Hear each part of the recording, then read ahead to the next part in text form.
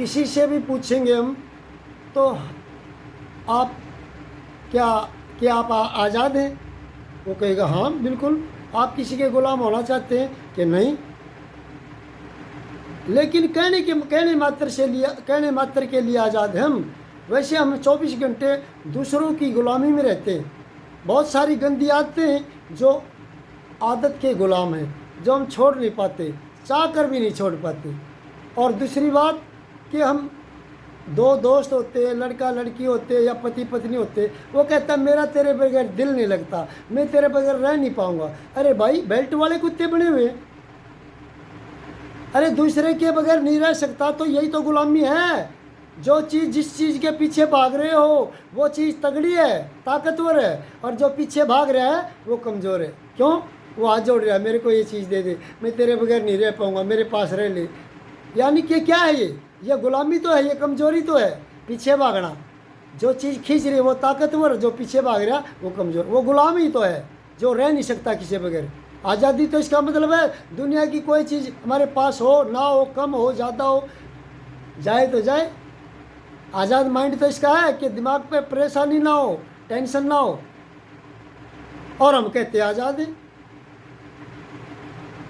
अरे भाई, जितना दौड़ोगे जिस चीज़ के पीछे, ये माया एक छाया की तरह होती है। हमारी परछाई अगर आगे है और हम उसको पकड़ने के लिए दौड़ें तो परछाई हमारी ही है। जितनी स्पीड से हम भागेंगे इतनी स्पीड से परछाई हमारे से इतना ही आगे रहेगी, और उसको छोड़ के भागेंगे तो पीछे पीछे। परछाई ये ऐसा समझो, दुनिया की चीज़ें और ये शरीर ऐसा समझो जैसे जीवन है। जीवन एक प्रकाश है, और प्रकाश में जब तक हम रहते हैं, जब तक हमारा शरीर की छाया होती है, और अंधेरे में जाते ही ये साया साथ छोड़ देती है। साया भी कह सकते हैं इसको, छाया भी कह सकते हैं, परछाई भी कह सकते हैं। यानी मृत्यु एक अंधेरा है, और मृत्यु के अंधकार में जाते ही ये शरीर और ये दुनिया की चीज़ें जो हमारा साया नज़र आती थी, छाया नज़र आती, ये सब समाप्त हो जाती है। क्योंकि छाया हमेशा प्रकाश में ही होती है, और जीवन एक प्रकाश की तरह होता है जिसमें हम बहुत सी चीज़ें नज़र आती।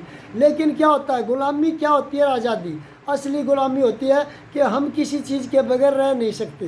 देखो, भोजन, पानी, हवा है, सांस है, ये तो ज़रूरी है। सर्दी में कपड़ा है, झोंपड़ा है, कैसा भी है, अपनी व्यवस्था करो, जतन करो, वो कोई बात नहीं। लेकिन अगर आपका अंदर से बेचैनी और आप मतलब बेचैनी पैदा होती है किसी चीज़ के ना मिलने से, तो आप गुलाम हैं। और किसी चीज़ के ना मिलने से आप परेशान होते, यही बेचैनी है। चैन तो आपके अंदर था, लेकिन चैन भंग कर दिया किसी चीज़ ने, बाहर की चीज़ों ने किया। आपके अंदर उठी हुई एक इच्छा ने कि ये चीज़ मेरे को मिलनी चाहिए, और नहीं मिली तो क्यों नहीं मिली, और कब मिलेगी, उसके इंतज़ार में। यानी बेचैनी तो आती है बाद में, पहले हमारे अंदर चैन होता है। यानी आत्मा का मूल है चैन, आत्मा का मूल है खुशी, अटल खुशी, वो रहती है। लेकिन बाहर की चीज़ों से हमारी जब इच्छाएं उठती हैं, लहरें उठती इच्छाओं की हमारे मन रूपी सागर में, तो वो बाहर की चीज़ों को प्राप्त करने के लिए हमारे अंदर एक उम्मीद जगती है कि ये मिल जाए, इच्छा जगती है। वो हमारे को हिलाती रहती, मिल जाती है, थोड़ी देर के लिए शांत हो जाते हैं, और नहीं मिलती तो, या वो फिर ना मिलती तो फिर बेचैन। भले ही चाय की आदत हो, अगर आपको मिलती है तो समय पे अमृत के समान है, और जब ना मिले तो वही खुजली कर देगी आपके शरीर में, आपके दिमाग में बेचैनी कर देगी। भर्तृहरि ने बड़ा सुंदर लिखा जब संत बनने के बाद में, कि प्रेमी का अमृत के समान है लेकिन पास रहने पर, बिछोड़ा विष के समान है, यानी जहर के समान है बिछोड़ा होने पर। यानी कि प्रेमिका का मतलब औरत नहीं, प्रेमिका का मतलब है जिस भी चीज़ के हम इतने लगाव में हैं कि उसके बिछड़ जाने पर हम परेशान हो जाते हैं, न मिलने पर। इसी का नाम गुलामी है। और आप प्रयोग करते कोई चीज़ और वो समय पर नहीं मिलती, और नहीं मिलती, सदा नहीं मिलती, आपके अंदर परेशानी, आपका असली चैन, असली खुशी, असली शांति ये। और अगर आप बिछोड़ा होने पर परेशान होते हैं तो समझ लो आप गुलाम हैं, आप बेल्ट वाले कुत्ते हैं। हम कहते तेरे बगैर नहीं रह पाऊंगा, मैं तेरे बगैर नहीं रह पाऊंगी, मेरा तो जीवन ही खराब हो जाएगा, मेरा तो तू ही सहारा है। अरे भाई, बाहर ऐसी चीज़ों का सहारा ढूंढते हैं जो दूसरे से सहारा मांगती है। औरत कह रही है मेरे को तेरा सहारा चाहिए, प्यार चाहिए, और पुरुष कह रहा है मेरे को तेरा सहारा चाहिए। अरे एक दूसरा सहारा मांगते तो दोनों के पास सहारा है ही नहीं। अगर मेरे पास कोई चीज़ है तो मैं क्यों मांगूंगा किसी से? इसका मतलब दोनों खाली हैं, बेसहारा हैं। और बेसहारा है तो दूसरे को क्या सहारा देगा? यानी दोनों गुलाम हैं, दोनों बेसहारा हैं, दोनों कमज़ोर हैं, और एक दूसरे से मांग रहे हैं, तो दोनों देंगे कहाँ से?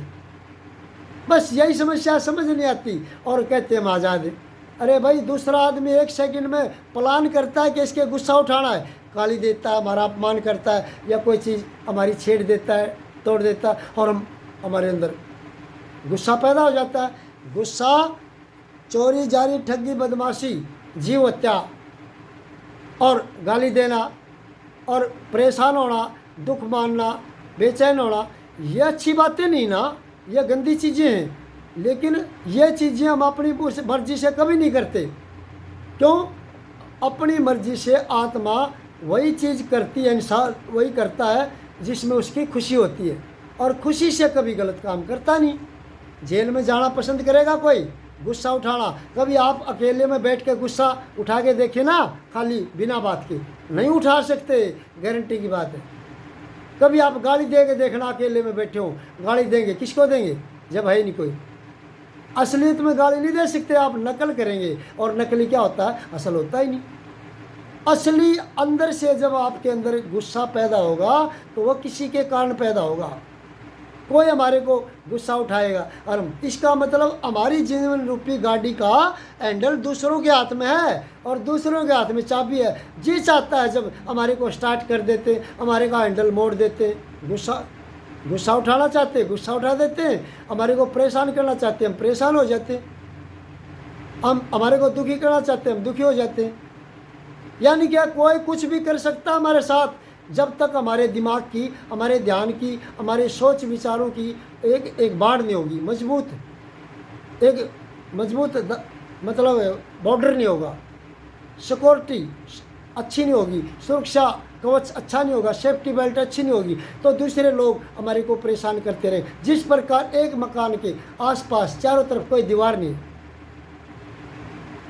और ना ही दरवाज़ा, दीवार है तो दरवाज़ा भी नहीं, तो फिर कुत्ता भी, बिल्ली भी, आदमी भी, बहुत सी पशु भी आते जाते रहेंगे और हमारे को परेशान करते रहेंगे। इसलिए अच्छी दीवार बनाएं, बाड़ बनाएं और दरवाज़ा लगाएं, हर चीज़ का प्रभाव होता है। यानी दिमाग के चारों तरफ, यानी अपने ध्यान के चारों तरफ ऐसा बाड़ लगाएं कि दुनिया कुछ कहती रहो, आपके अंदर कोई भी चीज़, नेगेटिव चीज़ प्रवेश ना करे जो आपको, आपके चैन को भंग कर सके। आत्मा का असली ताकत होती है उसका खुद का चैन और खुद की शांति, खुद की खुशी। ये इसके ऑटोमेटिक इसके अंदर रहते हैं। लेकिन बाहर की चीज़ें जब हमारे अंदर, हमारे मन रूपी सागर में लहरें उठती हैं इच्छाओं की, ये चीज़ ले ले, ये चीज़ ले ले, इसके बगैर दिल नहीं लगेगा। वो चीज़ प्राप्त करना चाहते हैं तो वो चीज़ें सब समय पर ना मिलती तो बेचैनी हो जाती है।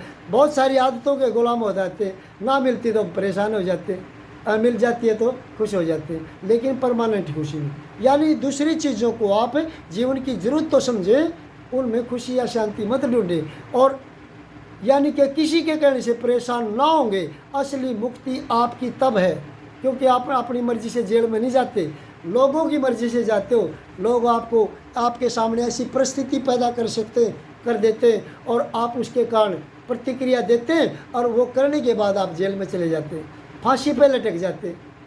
अपनी मर्जी से आदमी गलत काम नहीं करना चाहता, यानी कि इसका मतलब हमारी मर्जी नहीं है, हम दूसरों की मर्जी से जीते हैं। दूसरों के हाथ में चाबी है, दूसरों के हाथ में हमारी ज़िंदगी का हैंडल है, फिर हम कहते हैं हम आज़ाद हैं। अरे भाई, लाखों रस्सियाँ बंधी हुई है हमारे अंदर, हमारे मन से, चीज़ों की, आदतों की, प्यार प्रेम की, नफ़रत की। कहीं नफ़रत करते, नफ़रत क्या तार जुड़ा हुआ है, जुड़ा है ना। वो नफ़रत कैसे आ गई हमारे अंदर बाहर से?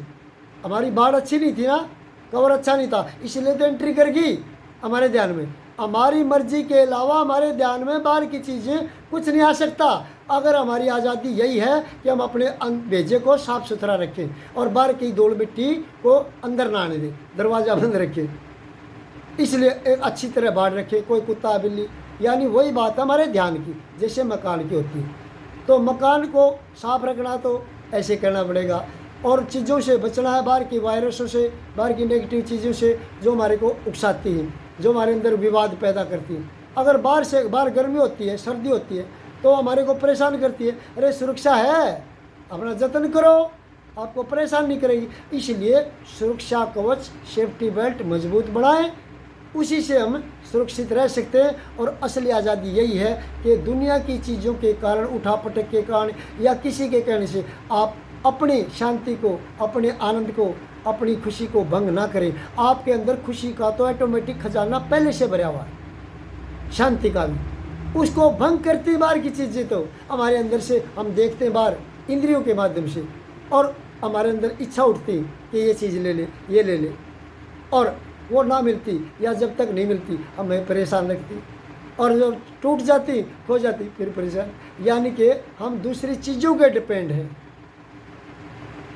अपने डिपेंड नहीं। अरे भाई अपने पैरों पर खड़े हो, दूसरे के सारे लगे हो गए तो दूसरी दुनिया में किसी भी चीज़ का एक सेकंड का भरोसा नहीं।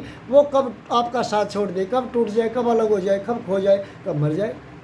आप किसी चीज़ के डिपेंड बिल्कुल सारा लेंगे पूरा, तो वो चीज़ का भरोसा नहीं, वो कब टूट जाए। और आप गिरेंगे, और गिरेंगे तो फिर चोट किसको लगेगी? आपको। फिर आप रोएंगे। यानी बेचैनी का कारण, परेशानी का कारण आप ही हैं, जो आप अपना रिश्ता बाहर की चीज़ों से जोड़ते हैं और लोगों की बातों को सुन के और उस पर प्रतिक्रिया देते हैं। फिर कह देते हैं उसने मेरे सामने परिस्थिति ऐसा पैदा कर दी कि मैंने ये ऐसा काम करना पड़ गया, मैं करना नहीं चाहता था। यानी असलियत बात ये आई आत्मा की कि मैं करना नहीं चाहता था, लेकिन मजबूरी में किया। कौन सी मजबूरी में? कि मेरे सामने परिस्थिति ऐसा पैदा कर दी, मैंने करना पड़ा मजबूरी में। अरे भाई मजबूरी नहीं, आप गुलाम थे। आपने अपनी गाड़ी का हैंडल दूसरे के हाथ में दे रखा है, दूसरे के हाथ में चाबी दे रखी। आप अपनी मर्जी से नहीं जीते, अपनी मर्जी से जीना सीखें, यही से असली आज़ादी है। इससे ज़्यादा दुनिया में कोई शांति नहीं हासिल कर सकता इसके बगैर। दुनिया अपनी चाबी को अपने हाथ में रखे, अपने हैंडल जीवन का अपने हाथ में। और जब आप अपनी मर्जी से करेंगे कोई भी गलत काम नहीं कर सकते, और जो भी होता है उसको सही माने। खुश रहें सदा, जो कुछ हुआ खुश सही हुआ, जो कुछ हो रहा है सही हुआ, जो आगे होगा उस परमपिता परमात्मा के बगैर कोई पत्ता नहीं हिलता, उसके बगैर कुछ होता नहीं, वो कभी गलत करता नहीं। अरे भाई हम आपस में चेहरे देख लेते, इसने कर दिया उसने कर दिया, नहीं, ये नहीं करते। ये तो रामलीला के कलाकार हैं, फिल्म के, नाटक के। अरे निर्देशक तो कोई और है जो इनको बताता है कि आपने ऐसा करना, आपने, ये अपनी मर्जी से कुछ नहीं करते। इसलिए असली मालिक को जाने, असली मुक्ति को जाने, और गुलामी का जीवन छोड़ें। गुलामी का मतलब यह नहीं है कि किसी की बात ना सुने, लेकिन आप उस पर गलत प्रतिक्रिया मत दें। अगर उसको आपकी बात को अच्छा नहीं लगे तो उसको हाथ जोड़ के नमस्कार भाई कर ले, मेरे को अच्छा नहीं लगता, मैं नहीं करा। गुस्सा मत उठाएं किसी के कहने से, फिर आप सच्चे मुक्त हैं, सच्ची मुक्ति आपके पास है। नहीं तो आप दलदल में धंसते चले जाएंगे। धन्यवाद।